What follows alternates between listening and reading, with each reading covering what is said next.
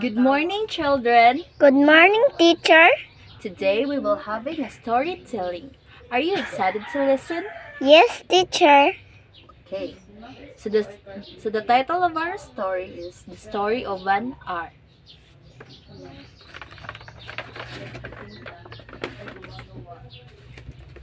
Knowing that Mrs.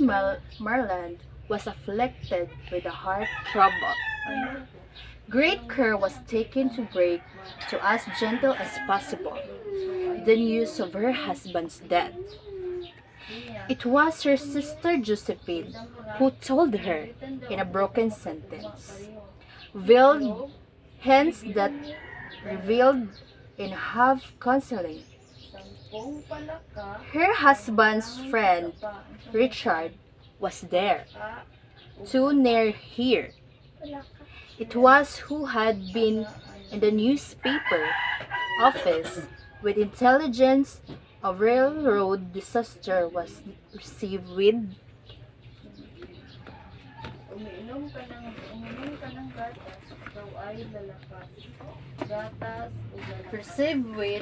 Brentley Mellards, name leading the list of kill. He had only taken to assure himself of its truth by a second telegram, and had hastened to forestall any loss careful, less tender friend in bearing the sad message. She did not hear the story, as many women have heard the same, with a paralyzed inability to accept its significance. She wept at once, with a sudden wild storm of grief had spent itself. She went away to her room alone. She would have been no one follow her. There stood facing the open window a comfortable, roomy armchair.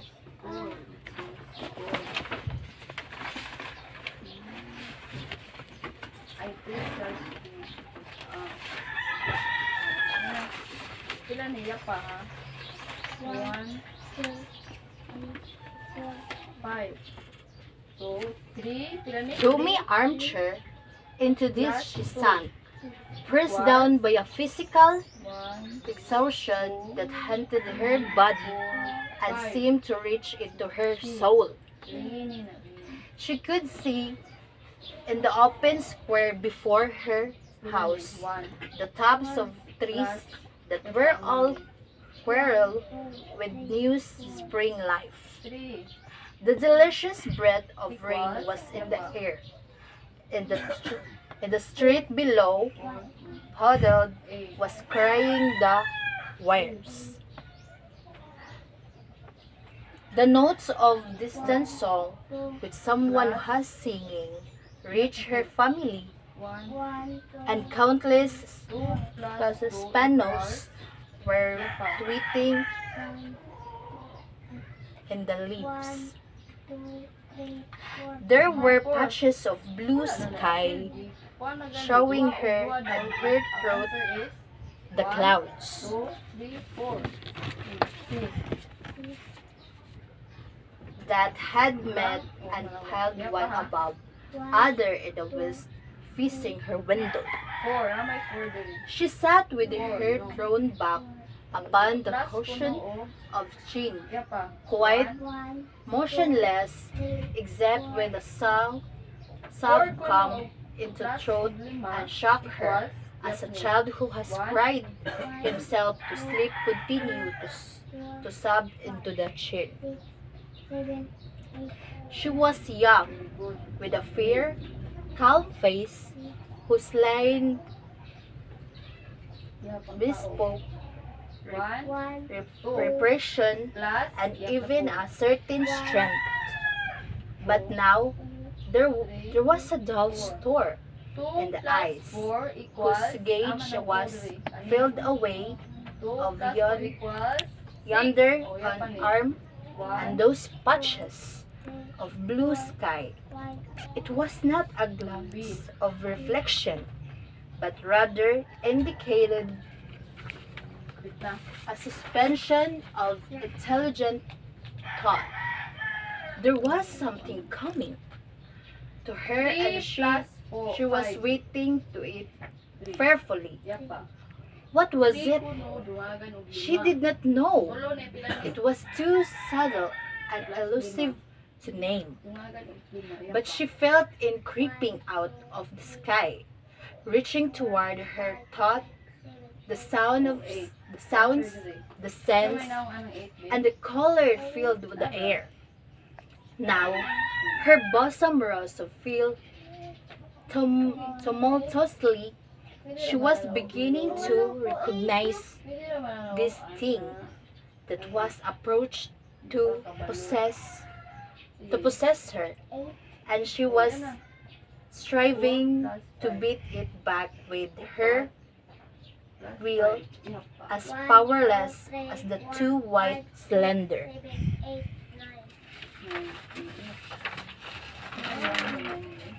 hands would have been, which she abandoned herself. A little whispered word escaped her slightly parted lips. She said it over under the breath. Free! Free!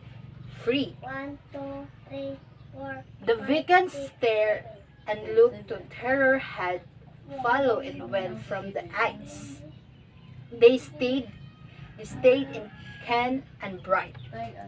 Her pulses beat fast, and the coursing blood warmed and released every inch of her body. She did not stop to ask if it were unaware that monstrous joy that held her, a clean and exalted perception, enabled her to dismiss the suggestion as trivial. She knew that she would Very good. 1, 7. 6. save the kind, tender hands folded in death. The face that had never looked save with a love upon her, 2, 3, 4. fixed and grey undead. Very good. But she saved beyond the better moment a long procession of years to come that would belong to her absolutely. As she opened and spread her arms out to them in welcome, there would be no to live for during those coming years. She would be no powerful while bidding hers in that blend persistence with which men and women believe that they have right to impose a private will upon a fellow creature. 5, 6, 7. 8. A kind intention, a cruel intention, made the act seem no less the crime as she looked upon 2 it. plus That, 8. Sa'yo that na. brief moment of illumination. And yet, she had loved sometimes. Often she had not, 0. but did matter. Duwa What could love, O sige, 0 sa the amo. unsolved 0. mystery, Carry 1. count for in this face, Duwa man this sa number, no? position of self-assertion, Ibabaw, i-add mo, ha? which she Ha? suddenly recognized Basta duwa siya sa as the number, strongest impulse i-add mo, of ha? her Ibabaw being. ang 1. So, Free body and soul free, she kept whispering. 1. Josephine was kneeling beyond the closed door with her lips to the keyhole employed for admission. Louis opened the door. 6 plus 7. I beg, upon door, 1, you will make Youngly ill. 6 na, pinaka 6. What are you doing, Luis? 1, 2, For heaven's sake, open the door. Last. Dumaga nag-7. Go away. I'm not making myself ill. No, she was drinking.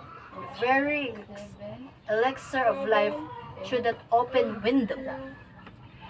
Her fancy was running riot along those days ahead of her.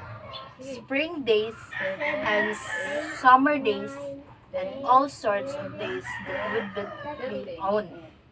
She breathed a quick prayer that life might be long. 3.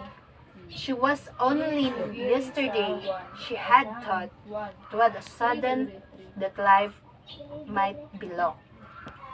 She arose at length and opened the door to the sisters'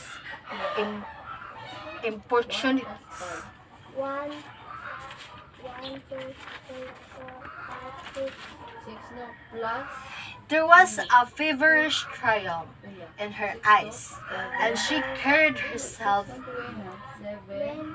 illutingly, like a goddess of victory. She clasped her sister's waist, and other day dissembled to stairs. Richard stood waiting for them at the bottom. Someone was opening the front door with a latch key. She was Brentley Miller, who entered a little brawl stained, composedly carrying his gripsack and umbrella. He had boomed for room from a scene that accident and did not even know the had been on. He stood at Josephine's piercing cry, at Richard's quick motion to scrub his from view of his wife. 7. When the doctors came, they said she had died for heart disease of a joy and killed. Na. 7, 8, 9,